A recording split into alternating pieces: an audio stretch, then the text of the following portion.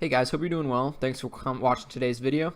We're going to go through some practice with interior and exterior angles of polygons. So in the last video, hopefully you got introduced to them. You understand what exterior angles are now. Now we're just going to do some more practice that really incorporate both of the rules. So quick review, regular polygons, that means that the interior angles are equal measure and the side lengths are congruent. So that's something like a square or an equilateral triangle, because all these are right angles and all the side lengths are the same. So that's a regular polygon. And then, so for all polygons, the sum of the interior angles is 180 times n minus 2, where n is the number of sides. And that means for specifically regular polygons, you can take that total angle measurement, the 180 times n minus 2, and divide by the number of sides to get the measurement of each interior angle. So that's an important one. And so we already knew that the angles in a triangle added up to 180, but this allows us to do it with any shape. So an octagon, a 10-sided figure, anything we want to find, we can plug into this formula. Then the exterior angle rule is similar, but for these polygons, the sum of the total exterior angles is always 360 degrees. So it's a little bit less of a formula to remember. Just know that the exterior angles of any shape have to add up to 360 degrees. And let's talk about what exterior angles are again, because they can be confusing. Let me draw a better shape there. So let's say we have this. The exterior angles, if you want to think about them, just extend one of the lines, and those will be your exterior angles. So maybe these, you could extend this one and this one. Those are all going to be your exterior angles. And as you can see, for a square, all of the exterior angles are going to be 90, and that's where you get this formula. So the measure of each exterior angle in a regular polygon is 360 divided by n, where again, n is the number of sides. So, and this also gives us a new way to calculate regular interior angles. If I take 180, because that's the length of the straight line right here, the angle measurement of the straight line, and I subtract this outside angle measurement, so the 360 divided by n, I will get the inside measurement. So in this case, it'd be 180 minus the 360 divided by 4, which I know is 90, so it's 180 minus 90. That tells me my interior angle must be 90 degrees, and wait, it's a regular square, so yes, of course, it's 90 degrees. So that's another way to do it, and maybe our practice problems will incorporate that rule. So important to remember there. All right, so now let's get into some practice. Okay, so first question, solve for x, and we're given a bunch of lengths, and we're given an exterior angle. Okay, so the first thing I would see is that we're given a lot of the interior angles. Let's figure out what the total of the interior angles needs to be. So we got 1, 2, 3, 4. It's a 5-sided shape, so I'm going to use my formula 100 times n minus 2, which is going to become 100 times 5 minus 2. 180, I should say. 180 times 3, that's going to give me 540. So 540 is the total measurement of everything. So that's got to equal the 100 plus the 115 plus 120 plus 130, and then plus this last side length here. How can I figure out a way to express that? That's going to be that last rule that we just used.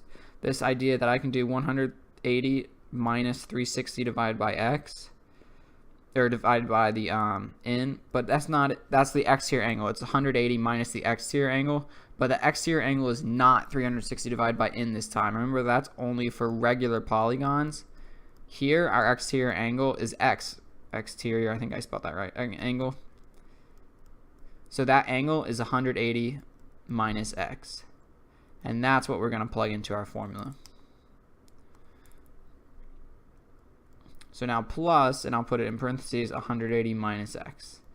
And now we're just going to solve the algebra. Got a lot of addition here. So 540 equals 100 plus 115 is going to be 215 plus 120. I'll just write it here. So 215 plus, now let's do the next two. 120 plus 130, that's going to be 250 plus 180 minus x. Okay, so I'll write this a little bit here. 540 equals 215 plus 250. What is that going to be? 475 or 465 plus 180 minus x. What's 540 equals 465 plus 180? Well, let's do 465 plus 200. That gives us 665, and then subtract 20. I'll get 645 minus x. I'm going to subtract 645 from both sides. What am I left with? negative 105 equals negative x. So x equals 105 degrees. So that means that that x length here is 105, and that means that the interior angle is going to be 180 minus 105, which gives us 75 degrees. So this right here is 75 degrees. So hopefully that makes sense. So that applies this last rule, that 180 minus the exterior angle equals the interior angle. So important concept there. All right, let's try the next one. Solve for x here.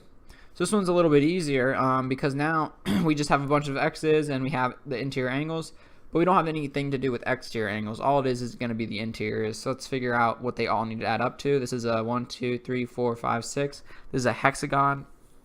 We can see it's not regular, so it's not going to be as easy as we would like, but we can still figure it out. So 180 times n minus 2 is 6 minus 2, which equals 180 times 4. Well, let's think of 18 times 4 is 72, so 720 is going to be 180 times 4. So now we just set everything equal to 720 to solve for x. So 720 equals 120 plus 4x plus 14 plus 7x minus 6 plus 8x plus 3, lots of x's here, plus 10x minus 9 plus 5x plus 8. Okay, so now next step, obviously combine like terms. 720 equals, so all the constants, so 120, 14 minus 6 plus 3 minus 9 plus 8. So 120 plus 14 is 134 plus, I'm just going to group them in two. So minus 6 plus 3 is going to be minus 3. Minus 9 plus 8 is minus 1. Plus, now all the x's, we have 4x, we have 7x, so we're at 11, plus 8, we're at 19, plus 10, we're at 29, plus 5, we're at 34. And now let's get what the total of this stuff will be. So 134 minus 3 minus 1 is going to be 134 minus 3. So 130 plus 34x. Okay, subtract 130 from both sides. I'm left with 590 equals 34x. And I'm not sure if that's going to divide evenly. Let me see here. So 590 divided by 34. And it does not divide evenly, so we would probably want to leave it as x equals 590 over 34, but we can simplify the fraction a little bit. Let's divide both by 2 because they're both even numbers, so that's going to give us, what's 590 divided by 2? That's 295 divided by 17, and then 17 is prime, so we can't simplify it anymore, so that's what x equals. So hopefully this makes sense. Hopefully you have these rules down now. This example, the first example, was pretty tough, but if you know the rules, it's nothing crazy. These are manageable problems, and it's a good skill to have. These are important rules, and you're going to use them a lot more in other math classes. So don't hesitate to ask me any questions if you have them. Thanks for watching.